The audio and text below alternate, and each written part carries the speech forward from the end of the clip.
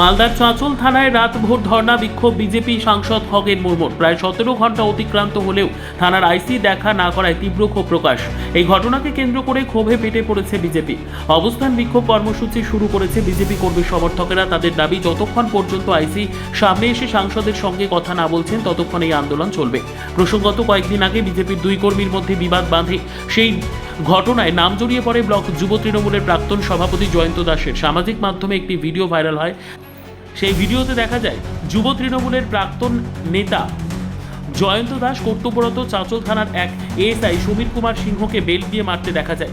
সেই ঘটনায় বিজেপি কর্মীদের গ্রেপ্তার করলেও অভিযুক্ত তৃণমূল কর্মীকে পুলিশ গ্রেপ্তার করেনি। তারই প্রতিবাদে চাঁচল থানায় বিজেপির পক্ষ থেকে অবস্থান বিক্ষোভ কর্মসূচি। এই অবস্থান বিক্ষোভ কর্মসূচিতে নেতৃত্ব দেন উত্তর মালদার বিজেপি সাংসদ খগেন মুর্মু।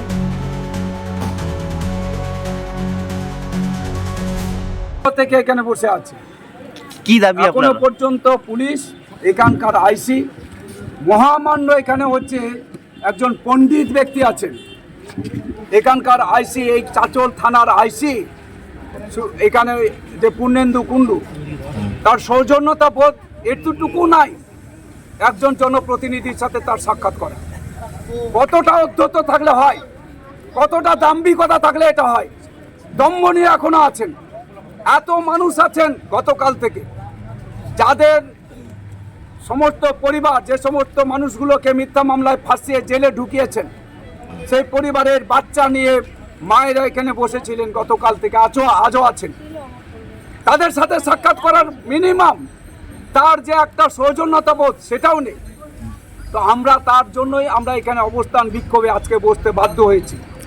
আইসিকে অবিলম্বে এখান থেকে প্রত্যাহার করতে হবে, এখান থেকে তাকে অপসারণ করতে হবে। এবং চীনে এখানে বেল্ট খুলে পুলিশকে মারলেন, এই আইসির পুলিশ। কে মেরেছে এটা? এখানে আইসির পুলিশ তৃণমূল কংগ্রেসের প্রাক্তন যুব সভাপতি, তিনি মেরেছেন। এটা ভিডিও ফুটেজে সবাই দেখছে, সারা বাংলা সারা দেশ দেখছে।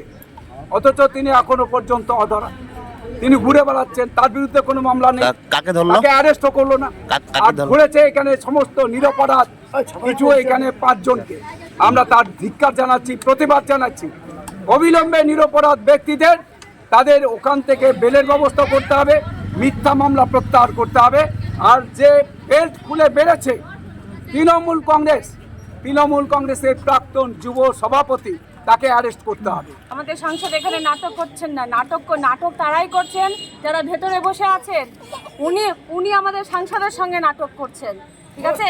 এখানে পার্লামেন্ট এসে বসে আছে, উনি নাটক করে ওখানে ঘুমাচ্ছেন। এত বড় একটা থানার দায়িত্ব ওনার মাথাতে আছে, উনি তো এখানকার বাপ হলেন, উনি আসছেন না কেন এখানে? আমরা এখানে নাটক করছি না, আমরা বাচ্চা কাচ্চা নিয়ে সপরিবারে এখানে পড়ে আছি। গতকাল রাত্রি থেকে আমাদের হাজবেন্ডদেরকে বিনা অন্যায়ে ইনি অ্যারেস্ট করেছেন, উল্টাপাল্টা মামলা দিয়ে জেলে রেখেছেন। নাটক উনি করছেন টিএমসির সাথে হাত মিলিয়ে। আর এই কারা ওরা? জয়ন্ত দাস, লক্ষণ দাসের ছেলে, সুতাহাটি বাড়ি, ঠিক আছে? আর হচ্ছে সুমিত সরকার, আমাদের বিজেপিতে ওনার মিসেস আছে প্রিয়াঙ্কা সরকারের হাজবেন্ড। উনি কিন্তু, ওর হাজবেন্ড কিন্তু বিজেপি নন। অতএব এটা বিজেপির দোষটি, মানে দলগত গোষ্ঠী দ্বন্দ্ব নয় এটা। ওর হাজবেন্ড তো বিজেপি না, ওর ওয়াইফ বিজেপি, প্রিয়াঙ্কা সরকার। এখানে বিজেপি বলে, গোষ্ঠীদ্বন্দ্ব বলে এগুলো, মানে এগুলো মিছামিছি, এগুলো থানা থেকে এগুলো করা হয়েছে সম্পূর্ণ। ব্যুরো রিপোর্ট, উত্তর বাংলা সংবাদ।